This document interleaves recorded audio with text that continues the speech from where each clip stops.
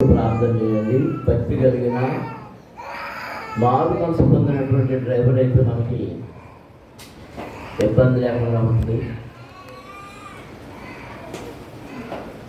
సాధారణ పిల్లలు 16 ఏళ్ళ వయసు వచ్చేటప్పటికి ఇప్పుడు ఏం మొదలు పెడుతున్నారంటే, మన పూర్వకాలం చదువు లేని కాలంలో ఉండేది, తాగుడు మొదలు పెట్టేస్తున్నారు. ఆ చట్టాలు పట్టుకుని పడిపోయి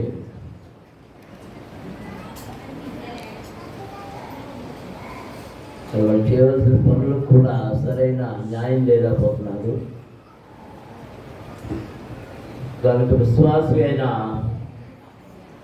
డ్రైవర్ అయితే మనకు విధేయతగాను అలాగే దైవ సంబంధమైన కార్యాలకి అడ్డం లేకుండా ఉంటుంది. కనుక ప్రార్థన చేయండి. మా డ్రైవర్ వచ్చే వరకు ఇబ్బంది.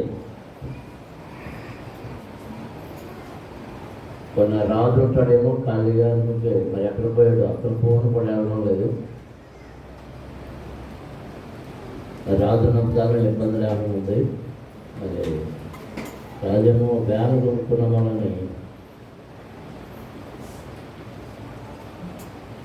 అది కొనుక్కున్నప్పుడు సంవత్సరం పాటు మన దగ్గర పనిచేశాడు.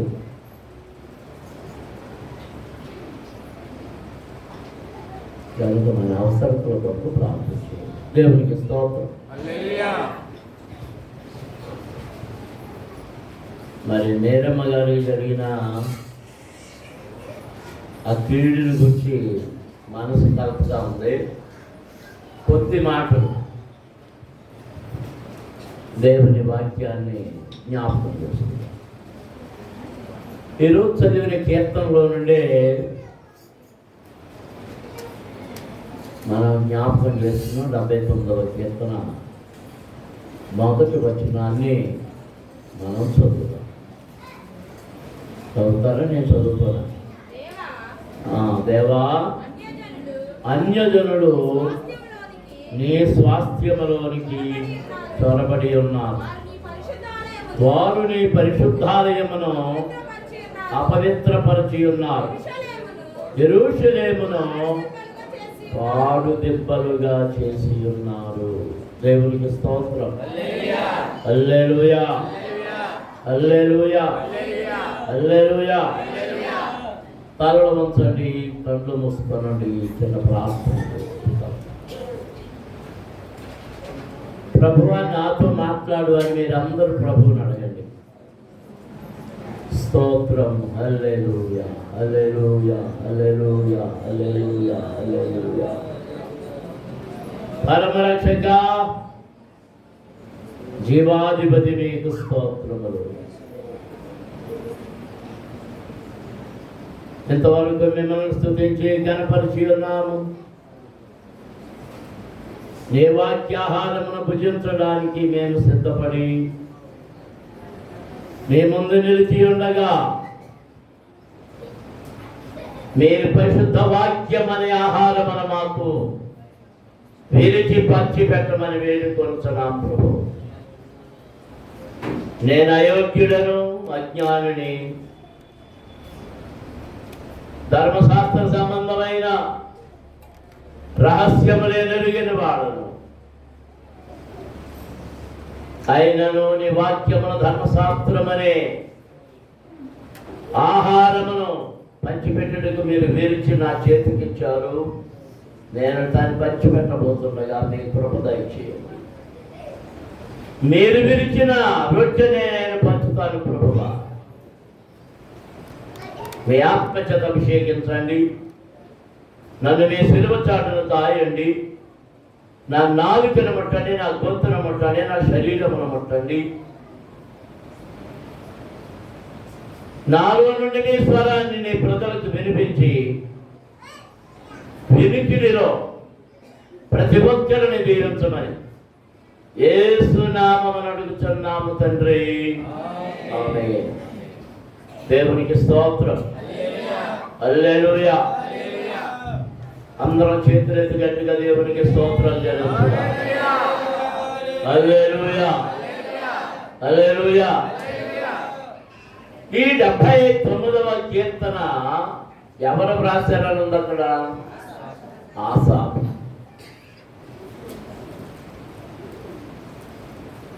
గాయకుల సమూహంలో గాయక సమూహానికి నాయకుడిగా దావీదు ఈయనను ఏర్పాటు చేశాడు. దావీదు కాలంలో దావీదు కాలంలో మందిరం కట్టబడిందా?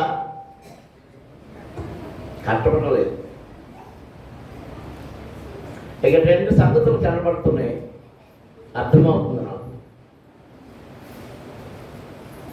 దావీదు కాలంలో ఉన్న మందిరం ఎక్కడ చెప్పగలరా మీరు? మీకు తెలుసు దావీదు కాలంలో దేవుని మందిరం ఎక్కడ ఉన్నది? ఎక్కడ? అర్థమవులే. ఆ గుడారంలో ఎక్కడ? ఏ ఊళ్ళో? ఏ ఊరు? నేను అడుగుతుంటా. చెప్పాను నేను చాలాసార్లు, మీకు తెలుసులేం కాదు.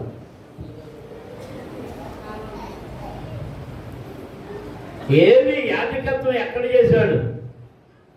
హన్నా ఎక్కడికి వెళ్ళి ప్రార్థన చేసింది? షిలో. ఇశ్రాయేలు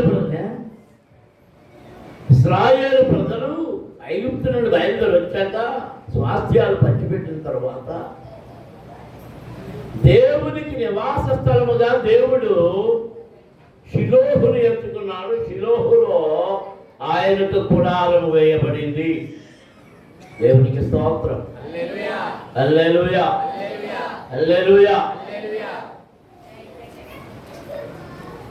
అక్కడ గుడారము దగ్గర ప్రభువును స్తుతించేవారుగా, పాడేవారుగా, గాయకులుగా ఉన్నటువంటి సమూహానికి అధిపతిగా ఆ దేవుని కృపను బట్టి దావీదు ఏర్పాటు చేశాడు రాజు కనుక. ఆసాపు అనేకమైన పాటలు రాశాడు. ఇందులో 12 కీర్తనలు ఆసాపు కీర్తనలు ఉన్నాయి. దేవునికి స్తోత్రం. హల్లెలూయా, హల్లెలూయా. ఈ వాక్యాన్ని చదువుతుంటే నాకు ఇది ఒక ప్రవచనముగా జరగబోయే వాటిని గాయకుడైన ఆసాపునకు దేవుడు తెలియజెప్పిన వాటిని అతడు పాట రూపముగా, గీతం రూపముగా, కీర్తన రూపముగా వ్రాసి పాడుతూ ఉన్నాడు. దేవునికి స్తోత్రం. అందరూ స్తోత్రాలు చెల్లించుదాం. హల్లెలూయా, హల్లెలూయా. జరగబోయే వాటిని దేవుడు తన ప్రవక్తలకు ముందుగా తెలియజేస్తాడు. దానియేలు గ్రంథాన్ని చదువుతుంటే అనేకమైన దర్శనాలు దానియేలు చూచాడు. ఇర్మియా చూచాడు, యెషయా చూశాడు, ఎజ్కేలు చూశాడు. ప్రవక్తల గ్రంథములలో ఉన్నటువంటి ప్రవక్తలందరూ దర్శనములు చూస్తున్న వారే. దేవునికి స్తోత్రం. హల్లెలూయా. దర్శనములు చూచినందుకే, వాటిని చెప్పినందుకే అసూయపడి కొట్టి గోతులు పడద్రోసి ఐగుప్తీయులైన ఇష్మాయేలీయులకు అన్ని వేశారు. ఎవరిని? యోసేపు. కానీ ఆచరణలే అతనిని, ఆదర్శనాలే అతనిని ఆ ఐగుప్తు దేశానికి అధిపతిగా మార్చింది. దేవునికి స్తోత్రం. అందరూ స్తోత్రాలు చేయించండి. హల్లెలూయా, హల్లెలూయా, హల్లెలూయా. దానియేలును కూడా ప్రసిద్ధుడిగా చేసింది ఏంటంటే ఈ కళల దర్శనాలు.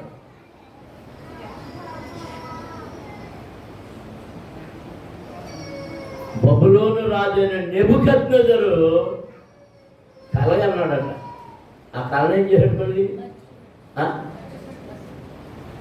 అందరినీ క్యాగేసి అన్నాడు, నాకు వచ్చిన కళ ఏంటో చెప్పకపోతే మొత్తం మిమ్మల్ని, మీ ఇల్లందరినీ అంటే నాకు ఏం కళ వచ్చింది, మీకు ఏం తెలుస్తుంది?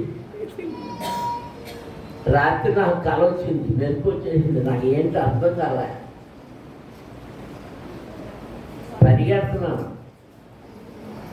పరిగెడుతున్నాను ఆ పరుగులో మెరుమెరుగా వేగం పరిగెడుతున్నాను.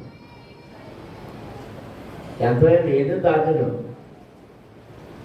ఎంత వేగానికి వచ్చిందంటే లారీతో పరిగెడుతున్నాను.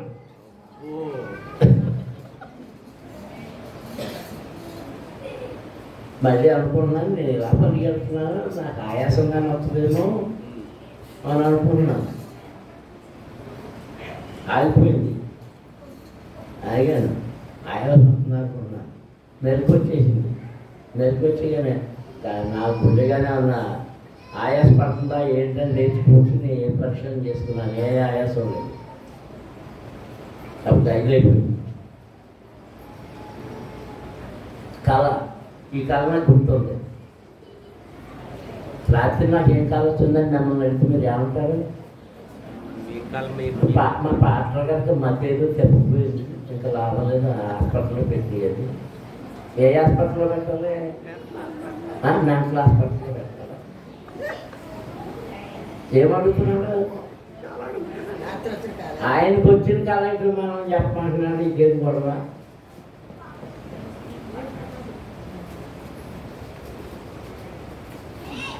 నెబుకద్నెజరుకు వచ్చినటువంటి కళ ఏంటో తెలియకపోతే ఆ దేశంలో ఉన్న ఆ మాంత్రికుల్ని, తాంత్రికుల్ని, వాళ్ళందరినీ, జ్ఞానులను అందరినీ చంపేస్తానంటుంటే అప్పుడు దానియేలుకు దేవుడు బయలుపరిచాడు.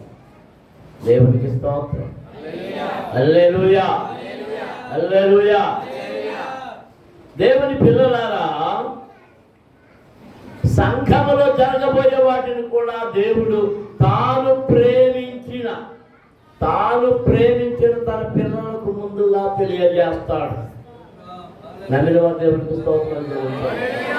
హల్లెలూయా. దానియేలు ఏమంటున్నాడో తెలుసా?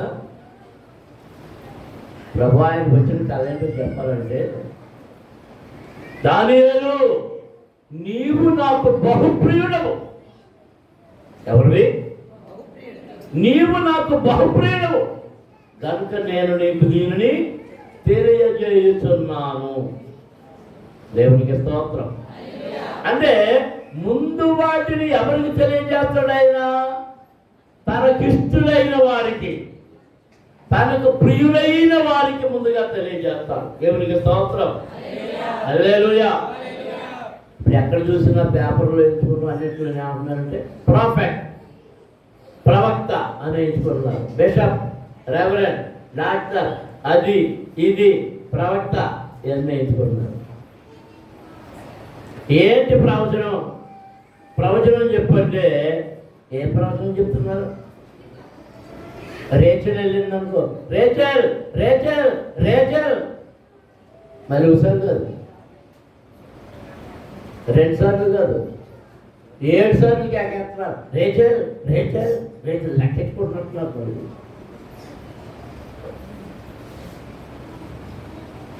నీ సంతానాన్ని వృద్ధి చేస్తాడు, నీ సంతానాన్ని వృద్ధి. ఎవరి సంతానం ఇందులో? కొడుకు సంతానమా, కొడుకు సంతానమా? ఇప్పుడు మురిసిపోతారు. నా సంతానాన్ని వృద్ధి చేస్తాడంట, నా సంతానాన్ని వృద్ధి చేస్తాడంట. అంటే మా ప్రవీణ్కి మళ్ళీ పెళ్ళి అయిపోద్ది అనమాట. మళ్ళీ పెళ్ళి మా ప్రవీణ్కి, మళ్ళీ పెళ్ళి మా ప్రవీణ్కి, మళ్ళీ పెళ్ళి అని ఏం చెప్తుంది?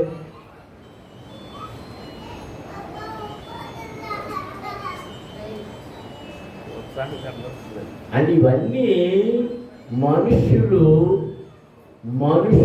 ఇంపైన మాటలు వినిపించడం కొరకు చేసే పనులు, చెప్పే మాటలు. దేవుడు ఎవరికి తెలియజేస్తున్నాడు? తనకిష్టులైన వారికి. అంతేకాదు, యేసుప్రభు పుట్టినప్పుడు ఆ గొర్రెల కాపల దగ్గరికి వెళ్ళిన దేవదూత ఏం చెప్పాడు? ఆయనకిష్టులైన వారికి భూమి మీద సమాధానము కలుగును గాక. అమ్మ దేవునికి స్తోత్రం చెల్లించుగా. హల్లెలూయా. భూమి మీద మనకు సమాధానము లేదంటే మనం ఆయనకి ఇష్టలము కాదు. ఇక అంతే, ఇక తీర్పదే. మనం వెంటనే దాన్ని అర్థం చేసుకోవాలి. మనకు సమాధానం కలిగి ఉందా అండి? పద్మ ఏంటి? పద్మపుత్ర మధ్యలో చూసాను.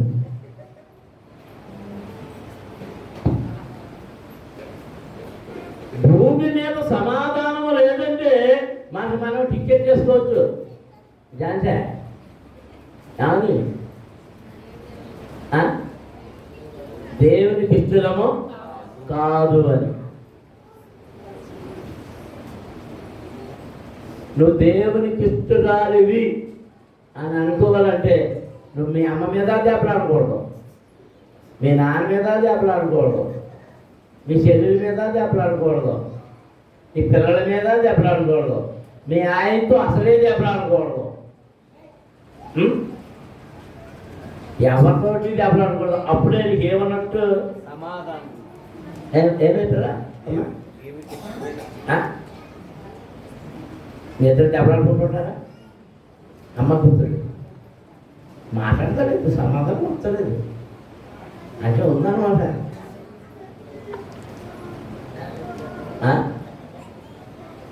ఇది చదవమంటుంది, అక్కడి నుంచి వస్తుంది.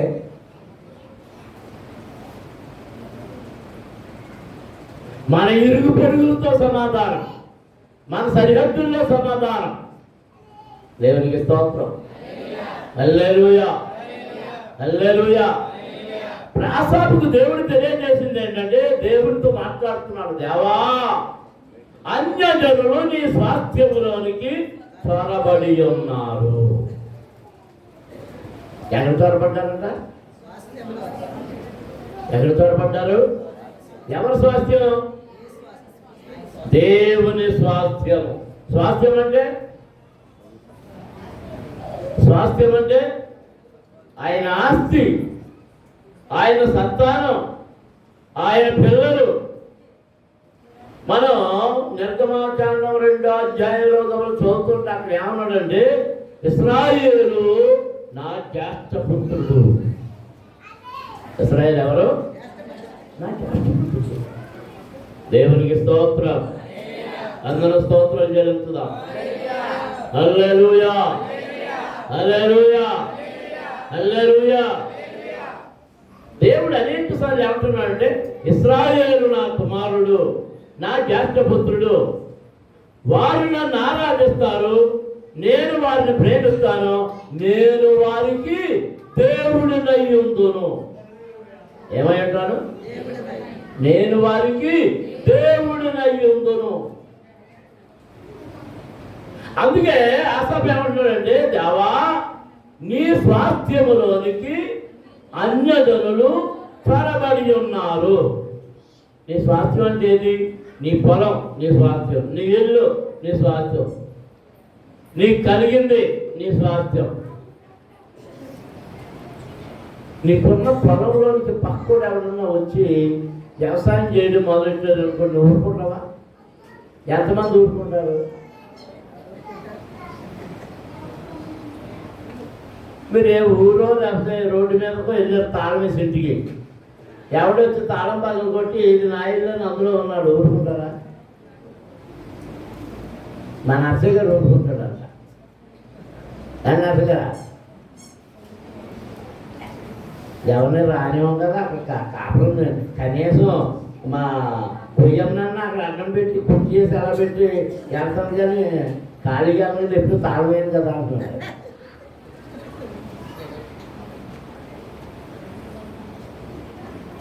మన ఇల్లు ఎవరైనా ఆక్రమిస్తూ ఊరుకుంటామా?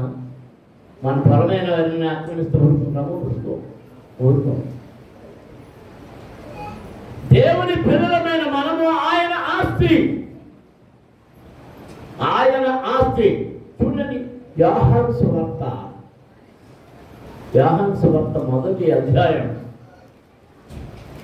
యోహాను గారు ఒక చక్కటి మాట చెప్తున్నాడు అక్కడ 1వ అధ్యాయంలో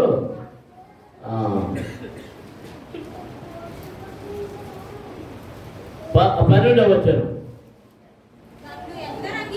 తన్ను ఎందరు అంగీకరించరో వారికందరికి, అనగా తన నామమునందు విశ్వాసం ఉంచిన వారికి దేవుని పిల్లలకు ఆయన అధికారము అనుగ్రహించరు.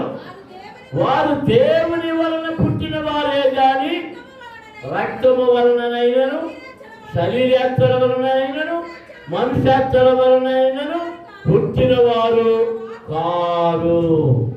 దేవునికి స్తోత్రం. హల్లెలూయా. మనం ఎవరు అట?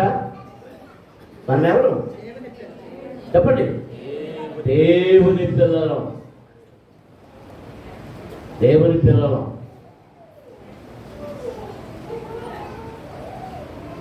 నూట 27వ కీర్తనలో ఏం చదువుతున్నాము?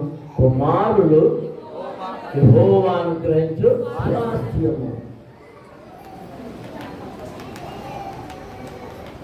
అంటే స్వాస్థ్యం తరతరాలు కొనసాగుతుంది. ఆసాపు గారు ఏమని ప్రార్థన చేస్తున్నాడు? దేవా, అన్యజనులు నీ స్వాస్థ్యములోనికి చొరబడి ఉన్నారు, వారు నీ పరిశుద్ధాలయమును అపవిత్రపరిచి ఉన్నారు, యెరూషలేమును పాడు దెబ్బలుగా చేసి ఉన్నారు. దేవునికి స్తోత్రం. యెరూషలేము దేవాలయం ఇంకా కట్టబడలేదు.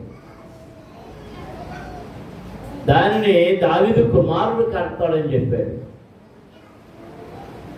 అయితే అప్పుడే ఈయన ఏం చూస్తున్నాడు? ఒక దర్శనం. ఆ మందిరము పడగొట్టబడుతుంది, యెరూషలేము పాడు దెబ్బలుగా చేయబడుతుంది. అన్యజనులు దానిలోనికి ప్రవేశిస్తారు. అన్యజనులు దానిలోనికి ప్రవేశిస్తారు. దేవునికి స్తోత్రం. అందరం స్తోత్రాలు చేస్తున్నాం. హల్లెలూయా. ఈ సంఖ్యము దేవుని స్వాస్థ్యము. ఆయన స్వరక్తమిచ్చి సంపాదించిన సంఘము, ఆయన ఆస్తి, ఆయన హక్కు. అలాంటి సంఘములోనికి ఎవరు చొరబడుతున్నారు? అన్యజనులు. అన్యజనులు చొరబడుతున్నారు. అక్రమకారులు చొరబడుతున్నారు. అన్యాయము చేసేవారు చొరబడుతున్నారు. యేసు ప్రభు కూడా ఒకసారి ఒక మాట చెప్తున్నారు.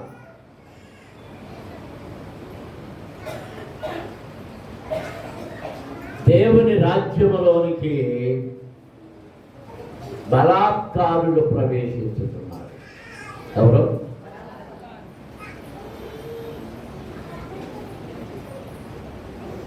యోహాను కాలంలో ప్రవేశించేశారు.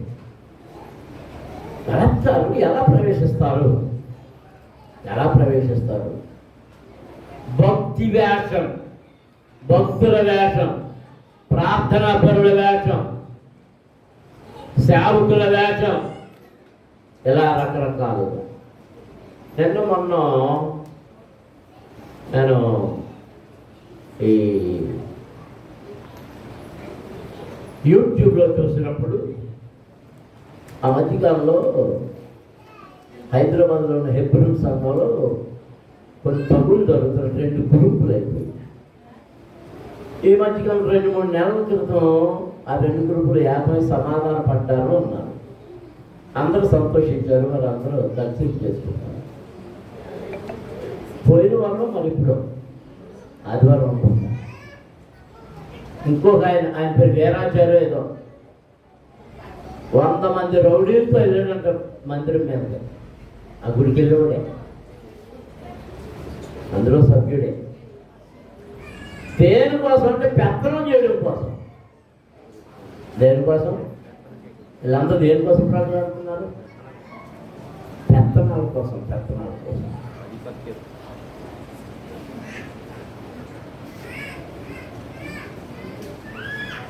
యేసయ్య అంటున్నాడంటే దేవుని రాజ్యము భోజనమును పానమును కాదు, మరేమైంది? నీతియు సమాధానం. ఆయన రాజ్యం దేంతో నిండుకు ఉంది? నీతియు సమాధానము. దేవునికి స్తోత్రం. హల్లెలూయా, హల్లెలూయా, హల్లెలూయా. యేసు ప్రభు కాలంలో మనం చూసినప్పుడు ఆయన మొదటి సూచిక ఎక్కడ చేశారు చెప్పండి? మొదటి సూచిక క్రియ ఎక్కడ చేశారు? చెప్పగలరా? చెప్పగలవాళ్ళు చెయ్యొద్దండి, మాకు తెలవదండి. అలాంటి బైబిల్ సరిగ్గా చెప్తున్నాను. మరి ఏంటి అలా మౌనంగా ఉన్నారు?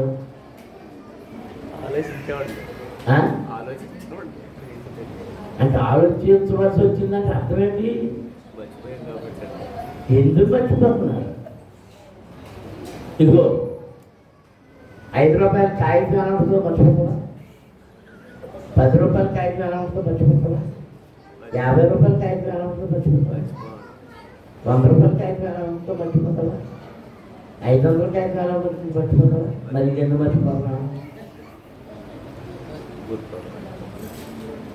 ఒకసారి మన దగ్గర నాకు ఎంతమంది గత కాలంలో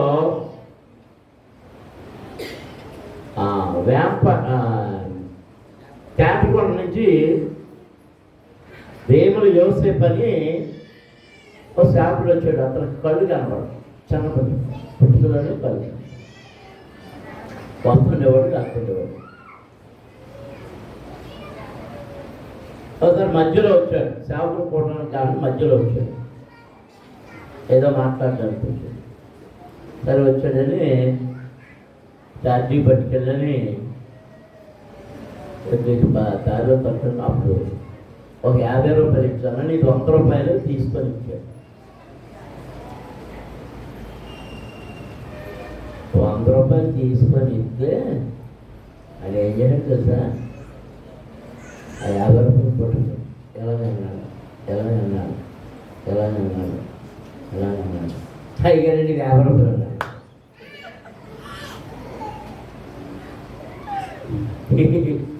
అంటున్నాడు నవ్వుతున్నావే అన్న. 50 రూపాయలు ఎవడన్నాడు? అది పక్కన ఎక్కడ ఉన్నాడు అడుగు చూడు 100 రూపాయలు అన్నాడు. వాళ్ళు ఎక్కడనే డ్యూటీ అని ఏడు మా అన్నే మరి ఆడించడం కోసం అదే 100 రూపాయలు అబ్బాయి మేము చెప్తున్నాం కదా అన్నాడు. కాదు 50 అంటే వచ్చుడు అంటున్నాడు. వచ్చు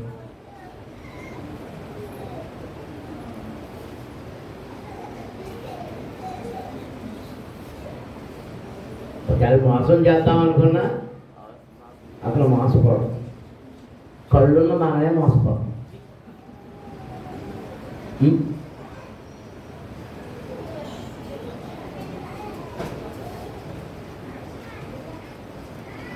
కళాకారులు దేవుని రాజ్యములో ప్రవేశించి సంఘములోనికి ప్రవేశించి భక్తి వేషం వేసుకొని వేషధారులై ఇతరుల యొక్క విశ్వాసాన్ని పాడు చేస్తూ దేవునిలో నుండి వారిని దూరం చేస్తారు. మనము ఆ యోహాను సువార్తలో 2వ అధ్యాయం 13వ వచనం చదువుతాం. యూదుల పస్కా పండుగ సమీపింపగా యేసు యెరూషలేమునకు వెళ్ళి దేవాలయములో ఎడ్లను గొర్రెలను పావురములను అమ్మువారును రోకలు మార్చువారును కూర్చుండుట చూచి త్రాళ్లతో కొరడాలు చేసి గొర్రెలను ఎడ్లనన్నిటినీ దేవాలయములో నుండి తోలివేసి రోకలు మార్చువారి రోకలు చల్లివేసి వారి బల్లలు పడద్రోసి పావురములమ్మ వారితో వీటిని ఇక్కడ నుండి తీసుకొని పండి నా తండ్రి ఇల్లు వ్యాపారపు ఇల్లుగా చేయుకుడని చెప్పాను. దేవునికి స్తోత్రం. హల్లెలూయా, హల్లెలూయా, హల్లెలూయా. ఇక మీకు అర్థమయ్యేట్టు కొన్ని విషయాలు చెప్పాలండి. కానా పెళ్లి అయిన తర్వాత ఆయన కపెర్నహూముకు వెళ్ళి తన కుటుంబంతో కొన్ని రోజులు ఉన్న తర్వాత పస్కా పండుగ వచ్చింది కనుక యెరూషలేము పట్టణానికి వచ్చాడు. దేవాలయానికి వచ్చినప్పుడు దేవాలయంలో ఆయన కంటికి కనబడింది ఏంటంటే వ్యాపారము. ఏం కనబడింది? వ్యాపారం. తీర్థానికి కానీ గుడ్లు ఎందుకు వస్తాయి? అప్పుడు వ్యాపారం కోసం. ఇక్కడ ఈ బ్యాటరీ అయిపోతుందిరా.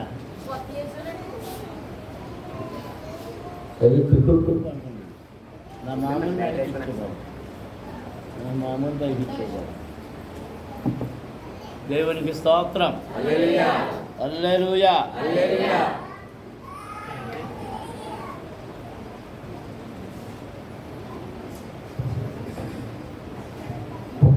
ఈ పెద్ద పెద్ద పేరు పొందిన దేవాలయాలు ఉన్నాయి చూడండి.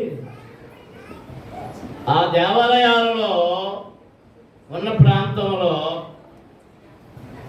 సాధారణంగా ఆ చుట్టూ ఏముంటాయి అంటే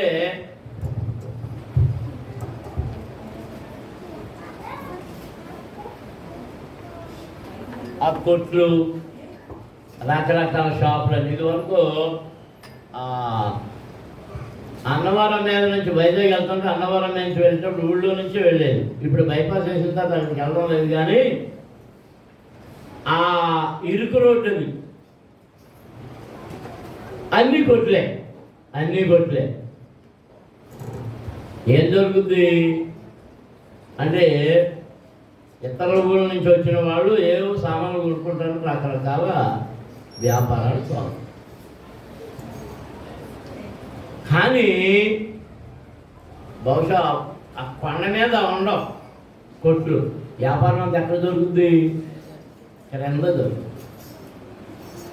అసలు తాతారావు అనే డ్రైవర్ ఉండేవాడు కదా. సరిగ్గా ఆయనకి వెళ్ళినప్పుడు ఏం చేసేవాడు అంటే అయ్యండి ఒక్క క్షణం అని కారు పక్కన పెట్టి వెళ్ళి ఏంటి ప్రసాదం కొనుక్కు తెచ్చుకునేవాడు. లడ్డు ప్రసాదం. అదేంటి మరి పక్కన ఉండేది. అదేంటి అంటే ఏంటి పొద్దున్న కొనుక్కునేవాడు. ఏంటంటే టిఫిన్ నాకు ఇదేనండి. ఎంత అది బహుశా ఆ పరమాన్నం లాంటిదో మరి ఏంటో నేను ఎప్పుడు చూడలేదు దాన్ని. అది కొనుక్కున్నాను. అది కింద ఉండేది ఒక బొమ్మ. అక్కడ ఆ పక్క కాపేసి ఎదుర్కొంటుంది.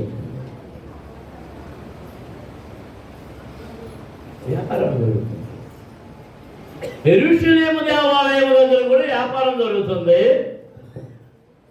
వ్యాపారం ఎందుకు జరుగుతుంది అనే దానికి ప్రశ్న ఏంటంటే ఎక్కడెక్కడి నుంచో వస్తారు భక్తులు.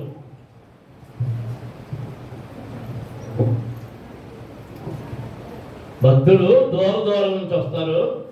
వారు బలి పశువుల్ని అక్కడి నుంచి మోసుకు రాలేదు. ఎడ్లు ఇవ్వాలనుకోండి అక్కడి నుంచి తోలుకొస్తారా? మేకలు ఇవ్వాలనుకో, గొర్రెలు ఇవ్వాలనుకోండి అక్కడి నుంచి తోలుకొస్తారా? మరి నడిచి రావాలి కదా. అని చెప్పి వాళ్ళు ఏం చేస్తారంటే వాటితో వెండో బంగారం డబ్బులు ఏదో తెచ్చుకొని రోకలు ఇక్కడ వాటిని కొనుక్కుంటారు. అందుకని ఎంఏ వాళ్ళందరూ ఎక్కడున్నారు? ఎక్కడున్నారని ఉంది. అది చాలా స్పష్టంగా ఉంది. దేవాలయములో ఎడ్లను, గొర్రెలను, పావురములను అమ్మవారును, రోకలు మార్చువారును కూర్చుండుట చూచి. మరి ఎక్కడ పడుతున్నాయి? మందిరంలోనా? మందిరం బయట. ఎక్కడ? చెప్పండి మీరు. లోపలే ఉన్నాయండి బాబు, దేవాలయంలోనే ఆ? ఉన్నాయి. దేవాలయంలోనే ఉన్నాయండి. దేవాలయంలో అప్పుడు ఎందుకు వచ్చేసింది? మీరు తెచ్చిపెట్టారు కదండి అంశం.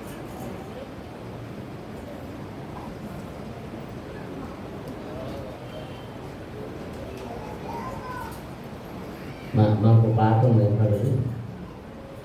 గొర్రెల ద్వారం దగ్గర యెరూషలేములో గొర్రెల ద్వారం దగ్గర బెతెస్దాలోనేరు కలదు. అంతో మంటపములైదు చుట్టూ కలదు. యెరూషలేములో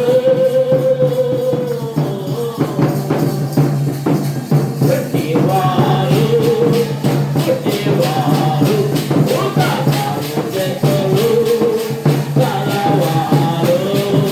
పుట్టివారు ఉదాహరణ చెట్టులు కలవారు. అంతే పడి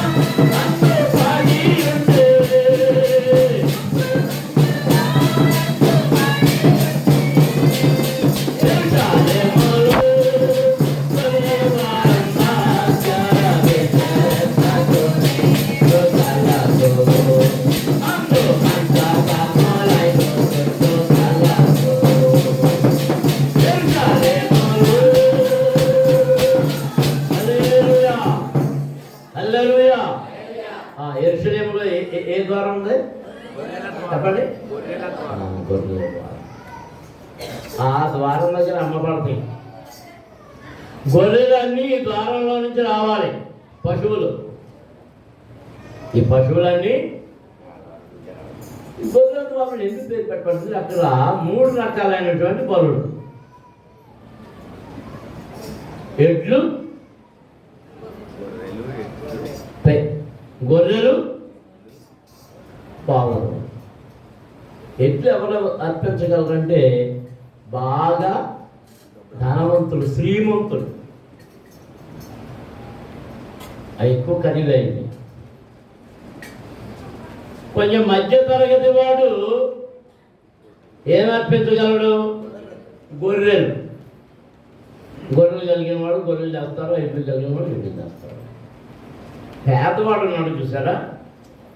ఆ పేదవాడికి ఇచ్చినటువంటి సౌలభ్యం ఏంటంటే గొవ్వల జత కానీ పావురముల జత కానీ. ఇప్పుడు చెప్పండి, మీకు ఏదైనా జ్ఞాపకం ఉందా? యేసు ప్రభు పుట్టినప్పుడు ఆయన యెరూషలేము దేవాలయానికి తీసుకెళ్ళినప్పుడు ఏమి బలిచ్చారు? గొవ్వల జత. అంటే పేదోడా ధనవంతుడా?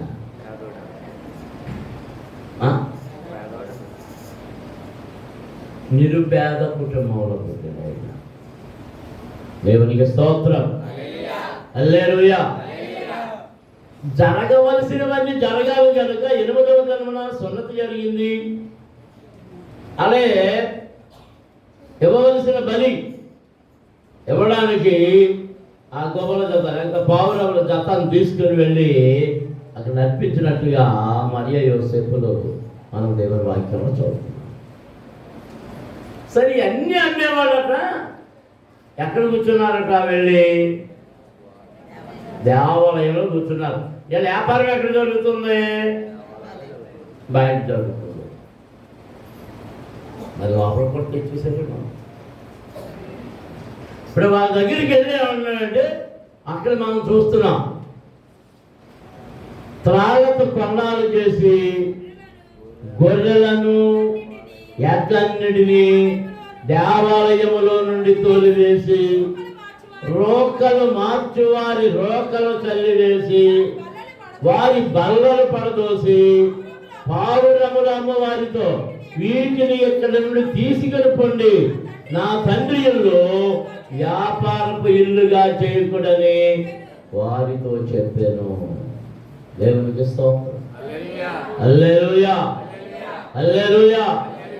దేవుని మందిరమును, దేవాలయమును, దేవుని సన్నిధిలో జరగవలసిన వాటికి బదులుగా ఏం జరుగుతుందంటే వ్యాపారం. వ్యాపారం వ్యాపారం. వాళ్ళ లాభాలు చూసుకున్నారంతే. పవిత్రత, పరిశుద్ధత, యథార్థత, దేవుని వాక్య నిబంధన ఎలాగ ఉండాలో, ఎలాగ జరగాలో దానిని ఆలోచించడం లేదు. వారి వ్యాపారమును వృద్ధి చేసుకోవడం మాత్రమే. అపోస్తలుడైన పౌలు అంటున్నాడు, ప్రతివాడు తన సొంత కార్యములనే చూసుకుంటున్నాడు కానీ ఎవడును దేవుని కార్యమును చూడటం లేదు. మరొకడు అన్నాడు, యెహోవా కార్యమున శ్రద్ధగా చేయువాడు శాపగ్రస్తుడగును. దేవునికి స్తోత్రం. అందరము స్తోత్రాలు చెల్లించుదాం. హల్లెలూయా. ఇదిగో కొంతకాలానికి మందిరం కట్టబడుతుంది. కట్టబడిన మందిరములోనికి అన్యజనులు వస్తారు. వచ్చిన అన్యజనులు చేయకూడని కార్యాలు చేస్తారు. యెరూషలేమును కాల్చేస్తారు. దాన్ని పాడి దెబ్బలుగా మార్చివేస్తారు. మరి దేవుడు ఎందుకు చూస్తూ కూర్చుంటాడు? జీవం కలిగిన దేవుడు కదా, సజీవుడైన వాడు కదా, మరి ఎందుకు వాడి నాన్న అనుమతిస్తున్నాడు అంటే ఒక్కటే జవాబు. దానిని యెషయా ద్వారా చెప్పాడు, యెహెజ్కేలు ద్వారా చెప్పాడు, ఇర్మియా ద్వారా చెప్పాడు. మీరు దేవుని మందిరములో విగ్రహారాధన చేస్తున్నారు. దేవుని విడిచిపెట్టి విగ్రహముల వైపు తిరుగుతున్నారు. దేవునికి స్తోత్రం. హల్లెలూయా. మీరు ఇంటికి వెళ్ళిన తర్వాత యెషయా గ్రంథం చదవండి, ఇర్మియా గ్రంథం చదవండి, యెహెజ్కేలు గ్రంథం చదవండి, దానియేలు గ్రంథం చదవండి. ఇవన్నీ చదివినప్పుడు వాళ్ళు ఏ రాజుల కాలంలో ఉన్నారో అది కూడా ఉంటుంది పైన. వాడు ఏ రాజుల కాలంలో ఉన్నారు? దానియేలు 5-6 వరుసల రాజులను చూశాడు. నెబుకద్నెజరు తీసుకెళ్ళాడు. నెబుకద్నెజరు తరువాత బెల్షస్సరు కాలం చూశాడు. ఆ తరువాత అహష్వేరోషు కొడుకైనటువంటి దర్యావేషు వచ్చి ఈ బెల్షస్సరును పడగొట్టేసి ఇచ్చేస్తే ఆ కాలంలో ఉన్నాడు. అన్ని కాలంలో ఒక బెల్షస్సరు కాలంలో మాత్రమే మర్చిపోబడ్డాడు. కానీ ఆ బెల్షస్సరు చచ్చే ముందు మరలా దానియేలును గుర్తించవలసి వచ్చింది. దర్యావేషు కూడా దానియేలును గుర్తించి రాజ్యములో 3వ అధిపతిగా చేశాడు. దేవునికి స్తోత్రం. హల్లెలూయా. హల్లెలూయా. అందరితోనూ ఒకటి చెప్తున్నాను, నా ప్రజలు నా మీద తిరుగుబాటు చేస్తున్నారు. నా స్వాస్థ్యమై ఉన్న నా ప్రజలు నా మీద తిరుగుబాటు చేసి నన్ను విడిచి దేవుళ్ళు కాని దేవుడు కాని విగ్రహముల వైపు, కొయ్య బొమ్మల వైపు, ఇత్తడి బొమ్మల వైపు, బంగారు బొమ్మల వైపు, వెండి బొమ్మల వైపు, మట్టి బొమ్మల వైపు వారు తిరుగుతున్నారు. వారికి కనబడిన ప్రతి చెట్టు క్రింద, పచ్చని చెట్టు క్రింద వారు తమ కామములు రేపుకొనుతున్నారు. ఏరేపుకుంటున్నారంట అంటే దానికి అర్థం ఏంటంటే, చెట్టు చూస్తే వాళ్ళు ఏం చేస్తున్నారంటే అక్కడ రాయి పెట్టేస్తున్నాం, లేకపోతే చెట్టుకే ఆ బుట్టెట్టేసి పెట్టేస్తున్నారు. ఇది వరకు ఉప్పేరు వెళ్ళేటప్పుడు కొండపల్లి దగ్గర ఒక చెట్టు లేదు. అది ఆ కొండపల్లికి దేవత అంట. ఆ చెట్టు కొండలమ్మ దేవత అని లేదు. దానికి చాలా పూజలు చేసేవారు. రోడ్డు పెద్ద చేయడంలో ఏమైందంటే రోడ్డు మధ్యకి వచ్చేసింది. ఆ చెట్టు పడపట్లే, అలాగే రోడ్డు పోసారు, అలాగే పక్కన నుంచి ఇచ్చేసారు. మరి ఏమైందో మళ్ళీ ఒకసారి వెళ్ళేటప్పుడు ఆ చెట్టు ఇరిగిపోయింది. మరి గాలి ఇచ్చేసింది, ఏమైపోయింది. ఇప్పుడు ఆ చెట్టుని చూద్దామన్నా లేదు, ఏమైపోయింది.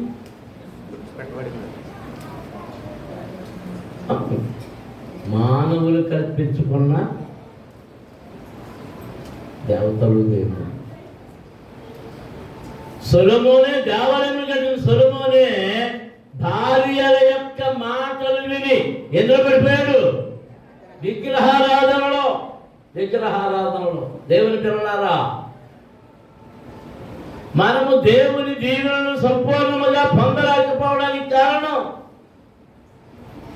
దేవుని విడిచి, దేవుని మార్గము విడిచి త్రోవ తప్పి తిరగడము వలననే. దేని వలన చెప్పండి? ఏ త్రోవకి వెళ్తున్నాం? ఆయన మన ముందు 2 మార్గములు వచ్చాడు. ఒకటి జీవ మార్గము, రెండవది మరణ మార్గం. జీవ మార్గము ఇరుకు మార్గం, జీవ మార్గము కఠినమైన మార్గం.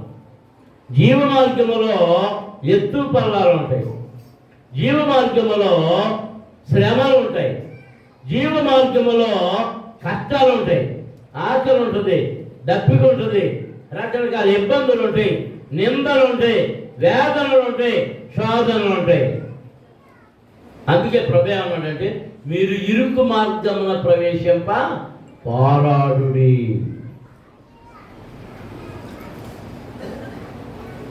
విశాల మార్గం ఎలా ఉంది? చాలా విశాలంగా ఉంది. అబ్బో, ఎలా అయినా పరిగెత్తుకోవచ్చు, అన్ని కార్లు వెళ్ళిపోతుంది, చాలా వేగంగా వెళ్ళిపోతుంది, ఏ ఆటంకం లేదు. దాని మీద ఆఖరికి స్పీడ్ బ్రేకర్లు కూడా లేవు. చూడండి, మనకి హైవేల్లో స్పీడ్ బ్రేకర్లు ఉండవు. ఇంకా నయం అమెరికాలోనే ఉన్నాయి కానీ మనకు లేవు. అమెరికాలో హైవేలో ఉండవు, ఈ మిగిలిన రోడ్ల మీద స్పీడ్ బ్రేకర్లు ఉంటాయి. ప్రతి ఊర్లో ఖచ్చితంగా స్పీడ్ బ్రేకర్లు ఉంటాయి. సెంటర్ వచ్చేటప్పుడు స్పీడ్ బ్రేకర్లు ఉంటాయి. మనకున్న స్పీడ్ బ్రేకర్లను తీసి పారేశారు తొందరగా కావాలని.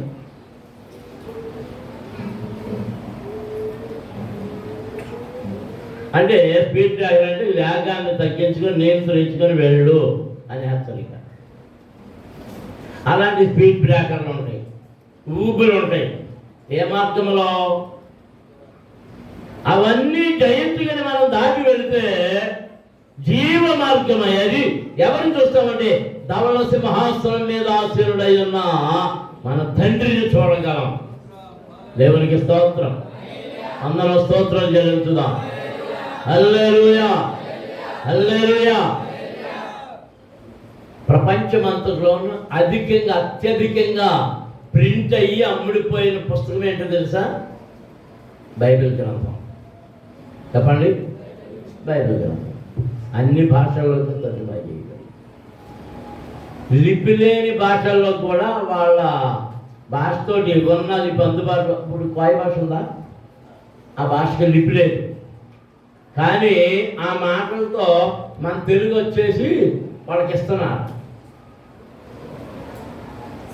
దాని తర్వాత మరొక పుస్తకం ఉంది, ప్రముఖమైన పుస్తకం. పేరు చెప్పగలరా మీరు? బైబిల్ తర్వాత అత్యధికంగా అమ్ముడవుతున్న పుస్తకం యాత్రికుని ప్రయాణం. ఏం పేరు? యాత్రికుని ప్రయాణం. జాన్ బనియన్ అని ఆయన రాసిన. మా ఇంట్లో 2-3 ఉంటాయి పుస్తకాలు. నేను చిన్నప్పుడు ఎప్పుడో చదివాను, మళ్ళీ అప్పుడు చదవాలనుకున్నా 4 పేజీలు చదివాను, మళ్ళీ మర్చిపోతాను.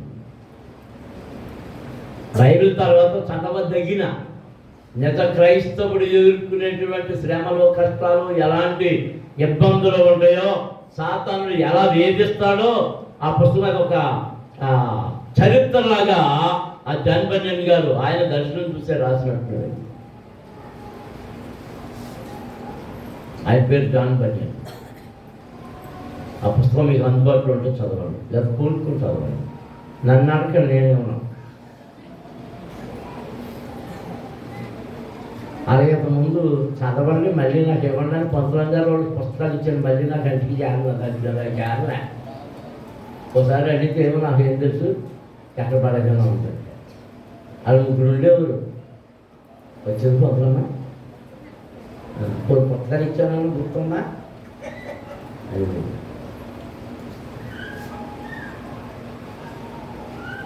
నేను మర్చిపోయాను. నాకు మర్చిపోయి కానీ ఇది మర్చిపోవాలి.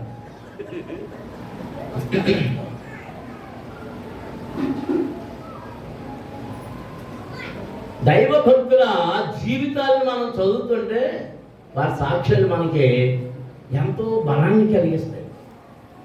దేవునికి స్తోత్రం. హల్లెలూయా. ఆసపు మన దేవునితో చెప్తున్నాడు, ప్రభువా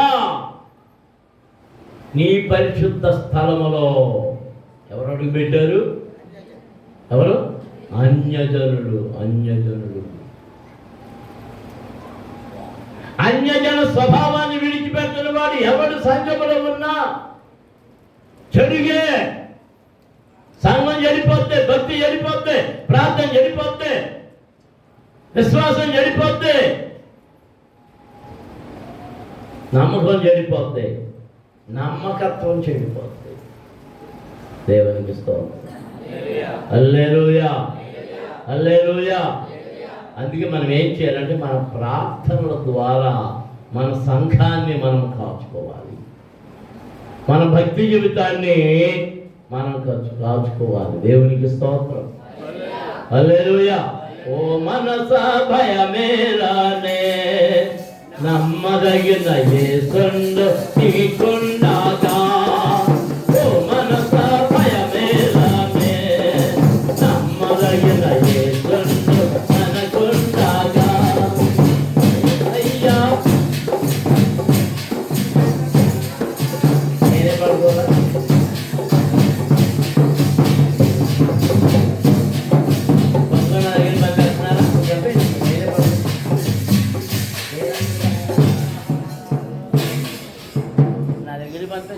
ఏం పాడుకుంటున్నా?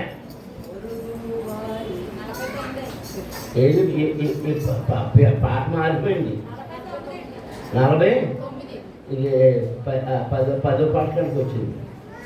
ఓ మనస భయమేలానే నమ్మదగిన యేసుండు నీకుండగా.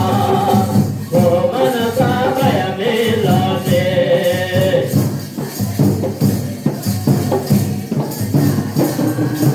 యేసయ్యా నీ బ్రతుకున వెలుగయ్యున్నాడు.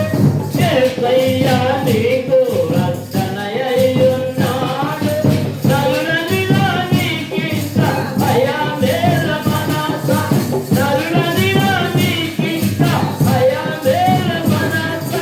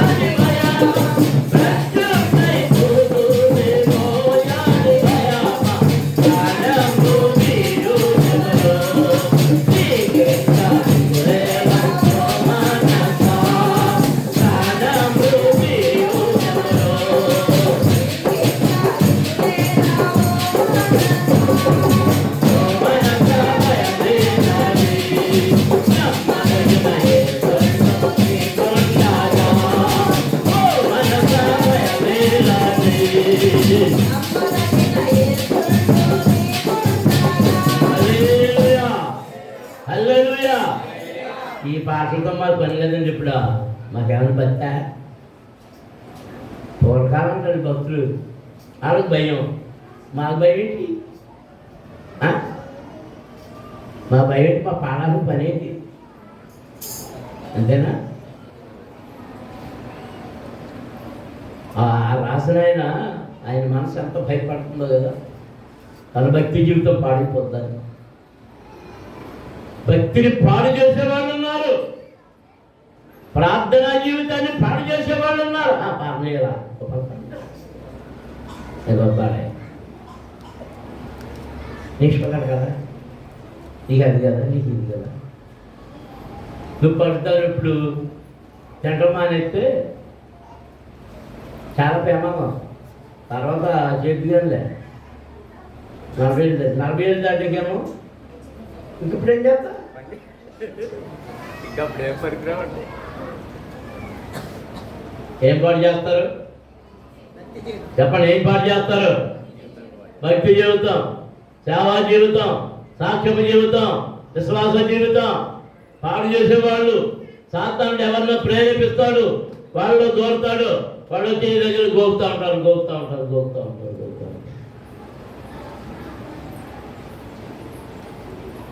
నిన్న 12 చూశాను ఉత్పాదన ఎంతమంది చేస్తున్నాను వాళ్ళే నేను ఉత్పాదన ఎవరెవరో చదువుతాను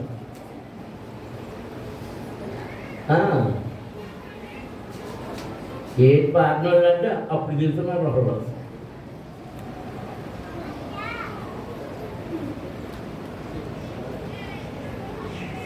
నిన్నెవరో పాడు చేయట్లేదు నీకు నువ్వే పాడైపోతున్నావు ఇతరులను పాడు చేయాలి